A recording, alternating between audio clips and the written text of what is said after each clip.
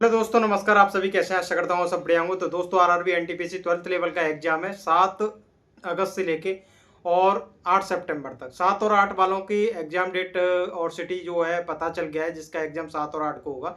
City पता चल गया है, सेंटर पता चल गया आपको कि आपका कहाँ है एग्जाम, कहाँ नहीं है। लेकिन हर स्टूडेंट के अंदर ये घबराहट है कि जो एग्जाम का पैटर्न है वो चेंज कर दिया गया है। क्या है, कैसा पेपर आएगा, मिक्स पेपर आएगा या एग्जाम पैटर्न जो दिखा रहा है उसके अंदर मॉक के अंदर सेक्शनल आएगा, जैसे मैथ और रीजनिंग के और जो एसएससी के अंदर आता है ऐसा पेपर आएगा। ऐसा आता है तो देखो आपके लिए और अच्छी बात है कि जो टाइम मैनेजमेंट की दिक्कत होती है वो आप सही से कर पाओगे। वहां पर कितना टाइम मैथ में दे पा रहे हो, कितना रीजनिंग में दे पा रहे हो, और आपको ये भी पता नहीं चल पाता है कि आपने रीजनिंग के अंदर कितने क्वेश्चन करे, मैथ के अंदर कितने अटेम्प्ट कर लिए। तो एक अलग कॉन्फिडेंस होगा कि मैं मैथ के अंदर 27 से 28 क्वेश्चन सही कर चुका हूँ, ये रीजनिंग के अंदर पूरे में पूरे कर लिए। तो ये आपको वहाँ सामने मॉक में जो दिया गया है सेक्शनल आता है तो उसमें डायरेक्ट पता चल जाता है, और एक एग्जाम करने में अलग कॉन्फिडेंस होता है। ऐसा आपने देखा होगा, आरपीएफ के अंदर भी आया था तो पता चल गया था कि मैंने इतने क्वेश्चन कर लिए और इतना छूट गया। इससे तो आपके लिए फायदा ही है। और बाकी अगर मिक्स भी आता है, ऐसा नहीं करते हैं वो, तो आपको उसके लिए तो आप पहले से ही तैयारी करते आ रहे हैं, आपने काफी एग्जाम भी दिए और मिक्स प्रैक्टिस भी कर रहे हैं। आप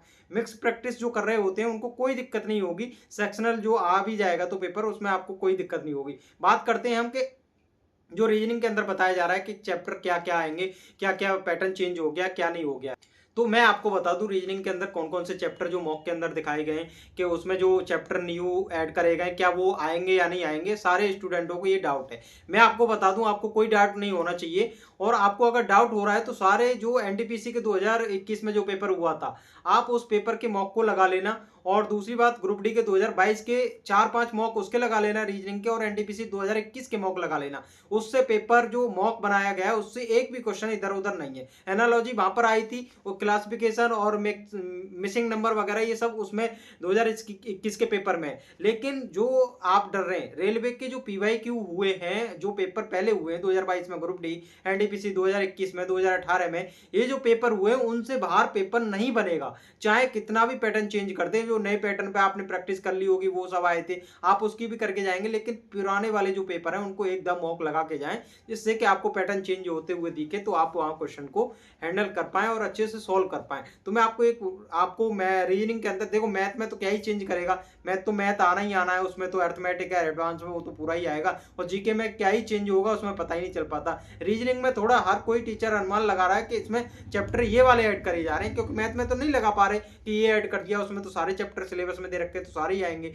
जीके के अंदर सब दे रखा है, करंट अफेयर के अंदर दे रखा है तो वो तो पूरा ही आएगा, उसमें तो किसी को कुछ पता ही नहीं चल रहा है। तो मैं आपको रीजनिंग का कंफ्यूजन दूर कर दे रहा हूं। देखो, सबसे पहले जो उसमें मॉक के अंदर दिखा रहा है, ऑड वन आउट दिखा रहा है, वेन डायग्राम दिखा रहा है, और एनालॉजी से भी क्वेश्चन है, नंबर सीरीज से भी क्वेश्चन है, मिसिंग नंबर भी है, सिलोजिज्म वगैरह भी है, क्लासिफिकेशन से भी है, मैथमेटिकल ऑपरेशन से भी जो अभी भी आए लगातार, अरेंजमेंट से भी है, और लॉजिकल रीजनिंग भी दी गई है। लॉजिकल रीजनिंग वो होती है जो पूर्व धारणा वाले क्वेश्चन होते हैं, निष्कर्ष वाले होते हैं, कथन निष्कर्ष वाले जो क्वेश्चन आते हैं, पूर्व धारणा है, और जो देखा जाता है उसमें जो पूर्व धारणा वाले जो आपको थोड़ा, देखो वो अंडरस्टैंडिंग के ऊपर होता है, आपकी सोच और समझ कितनी है, उसमें कोई ट्रिक काम नहीं करेगी, कितना भी कोशिश कर लें। आपकी प्रैक्टिस कितनी अच्छी से हो चुकी है आपकी लॉजिकल जो रीजनिंग है उस पर, तभी आप उस क्वेश्चन को कर पाओगे। बाकी अगर एक दो क्वेश्चन आपको अगर उसमें दिखता है एग्जाम में, तो मैं उस स्टूडेंट से कहूंगा कि उसको स्किप ही करें, छोड़ दें, क्योंकि वो क्वेश्चन सही नहीं जा पाता अगर आपकी अच्छी प्रैक्टिस नहीं है। तो आप अगर उसको करोगे, मॉक में भी देख लें,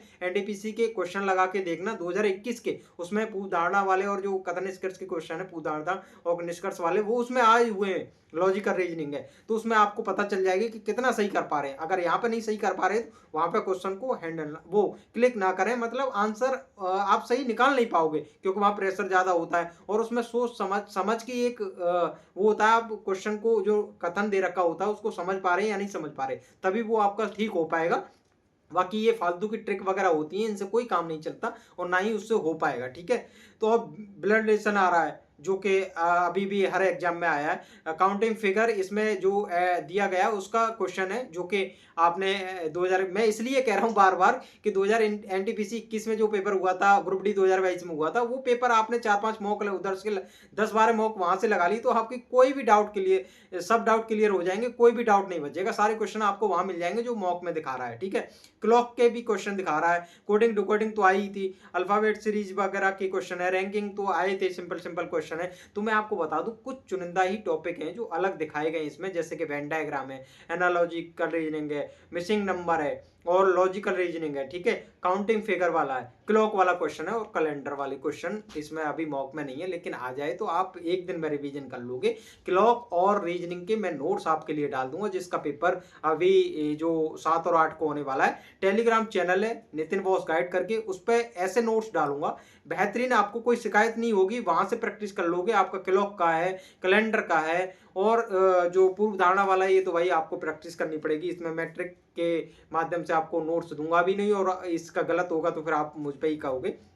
एनालॉजी के क्वेश्चन, वेन डायग्राम की ऐसे चैप्टर है, इनमें कोई ट्रिक काम नहीं करती है, इनमें खुद की प्रैक्टिस करती है। अच्छे से प्रैक्टिस करके चले जाए 150 क्वेश्चनों की, आपका आराम से पेपर सही हो जाएगा। पैटर्न कोई चेंज नहीं हुआ है, पैटर्न आरआरबी के पीवाईक्यू के हिसाब से ही है, पीवाईक्यू से ही अब तक पेपर बनाया गया है, कोई नया कुछ नहीं आया है। आपने हर एग्जाम के पीवाईक्यू लगाए होंगे तो रीजनिंग के, तो आपको वहीं से पेपर दिखा है 2024 में जितने भी पेपर हुए हैं, और अब भी एनटीपीसी 12th लेवल का पेपर होगा, एनटीपीसी सीबीटी 1 का पेपर हुआ है, वो तो सब आरपीएफ एसआई कांस्टेबल वगैरह जो एलपी वगैरह के पेपर हुए थे उनसे ही मैच करके रीजनिंग आई थी। अब थोड़ा मॉक के हिसाब से अनुमान लगाया जा रहा है कि अलग चैप्टर से ना आ जाए, तो 7 तारीख को जिसका पेपर होगा उससे आपको एनालिसिस से पता चल जाएगा, रिव्यू आपको दे दिया जाएगा। आप बताइए क्या मैं रिव्यू जाकर के सेंटर पे जाकर के आपके लिए रिव्यू की वीडियो बनाऊं, जो कि आपको एकदम सटीक एनालिसिस मिल सके कि क्या आ रहा है क्या नहीं आ रहा, लेकिन क्वेश्चन डायरेक्ट नहीं पता चलेगा, वो आपको आप जानते ही हैं कि टेलीग्राम के माध्यम से आपको सब जानकारी आपको दे दी जाएंगी। जो हमसे जुड़े हुए हैं उनको पूरा फायदा मिलेगा, लेकिन आपको रिव्यू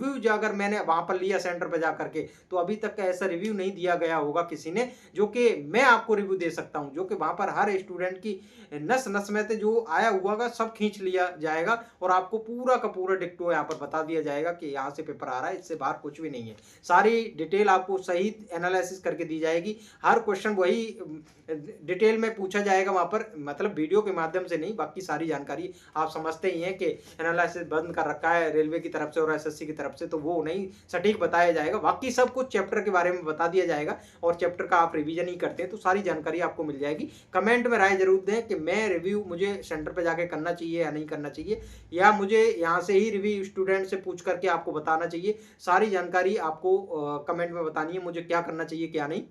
और आपको टेलीग्राम पर मैं रीजनिंग के जो भी डाउट है, आपके जो भी चैप्टर में कोई भी दिक्कत हो रही है, रीजनिंग के प्रॉपर नोट्स मिलेंगे, उनका एक बार रिवीजन करके जाना, बाकी कोई भी डाउट नहीं होगा, कोई भी क्वेश्चन लगाना सबको लगेगा। मैं सभी से कहूंगा स्टूडेंट से, आरपीएफ एसआई के, आरपीएफ कांस्टेबल के, एनटीपीसी सीबीटी 1 का अभी जो पेपर हुआ है ग्रेजुएशन लेवल का, उनके 4-4 5-5 मॉक जरूर लगाएं, जिनका 7 और 8 को पेपर है। अगर आप ऐसी गलती करते हैं कि उनके मॉक को नहीं लगा के जा रहे और नए पैटर्न के सोच रहे हैं कि मॉक में ऐसा कुछ है, बहुत बड़ी गलती कर रहे हैं, इन पेपरों को लगा के जाएं। और आपकी अच्छी प्रैक्टिस है, पहले से तैयारी कर रखी है, तो अभी जो आरआरबी के न्यू लेटेस्ट मैथ के पेपर हुए हैं जो अभी लगातार हैं, उनके आंसर की वगैरह जो आई गई हैं, उनको मैथ का सॉल्यूशन हर टीचर ने करा दिया है, तो आपको डायरेक्ट मिल जाएगा किसी भी टेलीग्राम पर जाकर के। जैसे आदित्य रंजन सर हैं मैथ के टेलीग्राम में, उन्होंने मैथ के हर एग्जाम के जो भी क्वेश्चन हुए पीडीएफ फॉर्म में वहां पर डाल रखें, तो वहां से डाउनलोड करके रिवीजन भी कर सकें, और यूट्यूब पर किसी सर्च कर लें कि मैथ के जो आए हुए जितने भी क्वेश्चन है एनटीपीसी सीबीटी 1 के, आरपीएफ एसआई के, तो किसने सॉल्व कराए।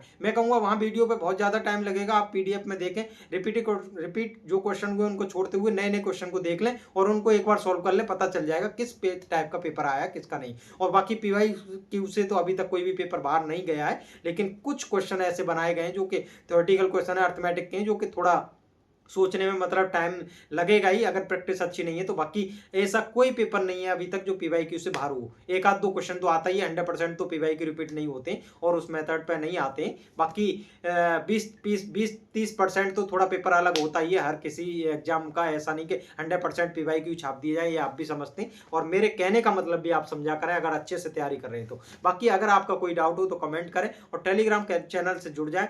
2 टेलीग्राम चैनल है, नितिन बॉस गाइड करके और लेटेस्ट क्यूज हब करके। लेटेस्ट क्यूज हब करके पे चैनल पे आपको पूरी सहायता मिलेगी। जब पेपर चलेगा उस पर क्वेश्चन दिए जाएंगे आपको और उस पर पूरी जानकारी और नोट्स दिए जाएंगे नितिन बॉस गाइड करके चैनल पे।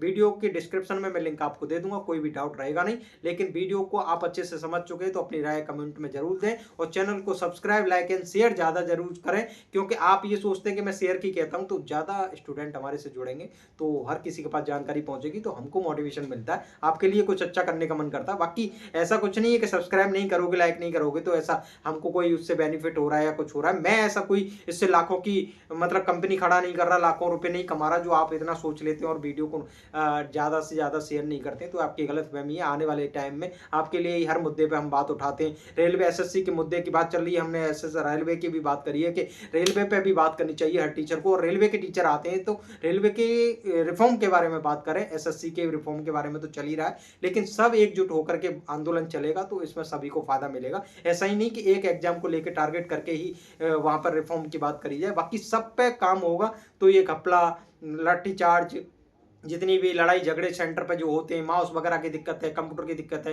नेटवर्क में दिक्कत आती है, एग्जाम कैंसिल होता है, ये सारे एग्जामों की प्रॉब्लम एक जैसी है। सब में सुधार आएगा क्योंकि एसएससी और रेलवे का पेपर टीसीएस पहले एक ही साथ कराती थी, अब नई आ गई है एड़ी चोटी वाली जो खान सर सही कह रहे थे। ये नई कंपनी आई है, इसने जो पेपर की हालात करी है ना, ये इसको ये खुद पता है। जब इतनी जो सस्ती चीजें होती हैं, सस्ती के तो वही सस्ती जैसे ही सेंटर मिलेंगे, सस्ती जैसे ही माउस मिलेंगे, सब कुछ सस्ता ही होगा ना, क्योंकि उन्होंने टेंडर भी तो सस्ता ही लिया था, इसलिए उनको भी पैसा कमाना है। क्योंकि पहले से उन पर काफी केस लगे हुए हैं, पहले से बदनाम है, तो उनको तो भाई ओवर के आना ही है।